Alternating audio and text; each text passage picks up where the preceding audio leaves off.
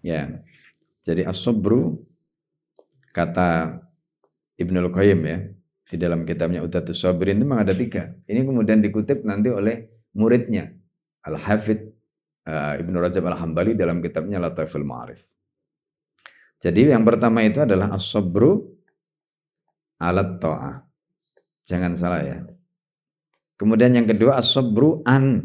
Ingat itu, an. Bukan ala. Anil ma'asi atau anil maharimi. Ini bahasanya Ibnu Rajab itu anil maharimi, tapi kalau bahasanya Ibnu Qayyim itu anil ma'asi.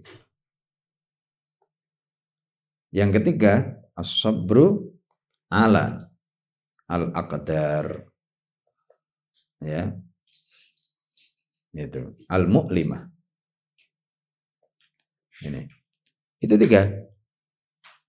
Jadi sabar itu yang pertama adalah sabar melakukan ketaatan. Jadi as-sabru ala itu artinya sabar melakukan. Kalau as-sabru an itu berarti sabar meninggalkan. Gitu. Makanya nanti di dalam kitab Uddatus Sabirin itu dijelaskan ya terkait dengan misalnya as-sabru ala ta'ati wajibun. Was-sabru anit ta'ati haramun. Ya kan? Beda ala samaan. Gitu. Jadi sabar melakukan ketaatan itu wajib, tapi sabar meninggalkan ketaatan itu haram. Padahal cuma bedaan sama Allah ya. Nah, itu maknanya beda. Nah, itulah bahasa Arab. Nah, ini 3 ini. Jadi sabar melakukan ketaatan, sabar meninggalkan kemaksiatan atau keharaman, dan yang ketiga adalah sabar terhadap qadar yang menyakitkan. Ini yang dijelaskan oleh Ibnul Qayyim dalam Uddatus Sabirin, kemudian siapa namanya Ibnu Rajab Al-Hambali itu muridnya.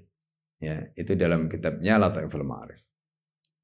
Nah, kuncinya apa? Kata Ibnul Qayyim, pertama, bagaimana tipsnya? Jadi beliau bicara tentang asbab. Ya, beliau itu bicara tentang asbab. Supaya kita bisa sabar. Ya.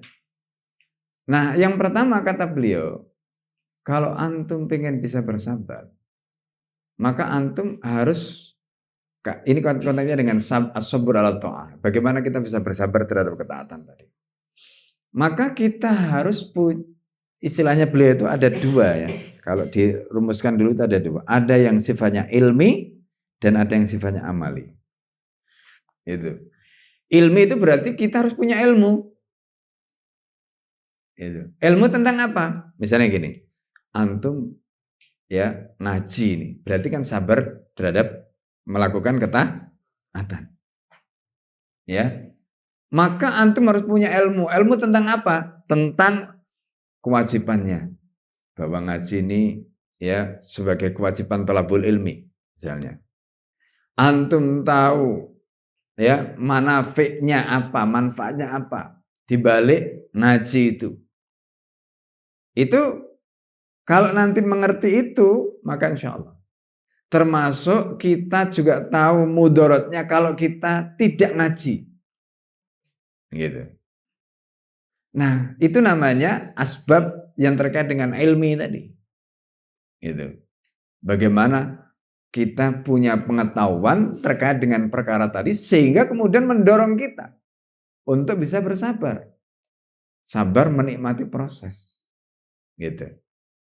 Ya, ini. Itu. Nah, termasuk ketika kita bicara ilmi itu tahu misalnya bahwa ini perintah Allah. Kemudian kita hadirkan ya, apa namanya? Jalaluhu, kebesaran Allah tadi kita hadirkan. Sehingga ketika kita melakukan ketaatan itu yang tampak oleh kita itu adalah kebesaran Allah. Begitu juga kita tahu ketika kita katakanlah misalnya bersabar terhadap meninggalkan maksiat tadi itu, kita tahu bagaimana murkanya Allah. Itu kita hadirkan. Itu ilmu. Itu ilmu. Nah, nanti amali itu adalah praktek-praktek yang tadi ya, misalnya contoh ya, kalau kita tadi bicara seperti ilmu apa namanya terkait dengan hal tadi itu kan, di mana kita itu tidak akan bisa mencapai itu kalau kita tidak melatih. Nah, makanya selain pengetahuan tadi itu juga harus ada riyadhah, latihan. Gitu. Makanya ada istilah tasabbara tadi. Dipaksa. Gitu. Ya. Sehingga ada istilah tasabbara, ada istilah istibar, ada istilah musabarah.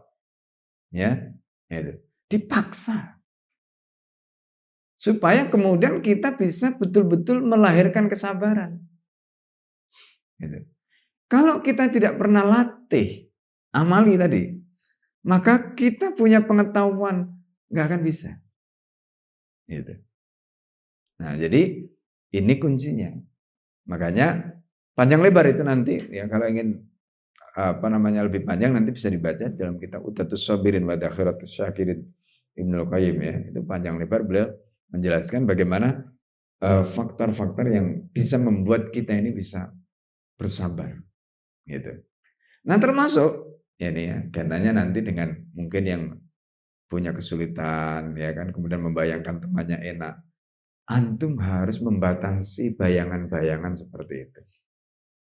Iya, harus membatasi bayangan-bayangan begitu supaya apa? Ya ada satu ungkapan ini ya, satu ungkapan dan ungkapan ini ungkapannya siapa? Al Hasan Al Basri, ya dikutip oleh Al-Mawardi di dalam kitabnya ada Dunya Waddin. Beliau mengatakan begini, ma'atola ya abdun al-amala ya ma'atola abdun al-amala illa asa'a ya illa asa'a al-amala. Jadi yang pertama pakai hamzah, yang kedua pakai ain ya. Ma'atola abdun al-amala, tidaklah seorang hamba itu berpanjang, memanjangkan angan-angannya, illa asa'a kecuali dia pasti akan memperburuk amalnya. Itu. Contoh begini ya. Antum nih, ada pekerjaan yang wajib antum lakukan. Ya kan? Kenapa pekerjaan itu antum tunda? Karena antum punya pikiran, antar aja, masih ada waktu. Pertanyaan berikutnya adalah, siapa yang bisa memastikan antum setelah ini masih hidup? Ada nggak? Nggak ada kan? Itu namanya atolal amal. Berarti antum memanjangkan angan-angan. Yang terbaik bagaimana? Saat ini ada kesempatan, lakukanlah saat ini, jangan antum tunda nanti. Karena begitu antum tunda nanti, maka semua pekerjaan antum itu nanti akan rusak. Itu kata Al Hasan Al Basri. Ini kalimatnya Hasan Al Basri. Semua pekerjaan antum akan rusak. Gitu. Ya. Nah, jadi itu kuncinya. Ma'atola abdun al-amala illa sa'at al-amala. Gitu. Nah, jadi orang itu kenapa dia tidak bisa bersabar tadi? Karena tadi dia punya mimpi ini, mimpi itu, macam-macam tadi itu ya kan. Nah, padahal ketika dia, ya contoh orang korupsi itu kan karena dia punya macam-macam. Coba ketika dia menghilangkan semuanya itu, dia fokus saja sekarang bahwa bagaimana dia selamat dunia akhirat gitu kan. Gitu. Itu kan insya Allah dia bisa selamat betulan gitu. Tapi masalahnya ketika dia tidak bisa bersabar dengan jabatannya, dengan posisinya tadi, akhirnya sikat sana sikat sini tadi. Karena punya tulul amal tadi. Ya, macam-macam tadi. Ya, nah ini. Jelas ya? Baik.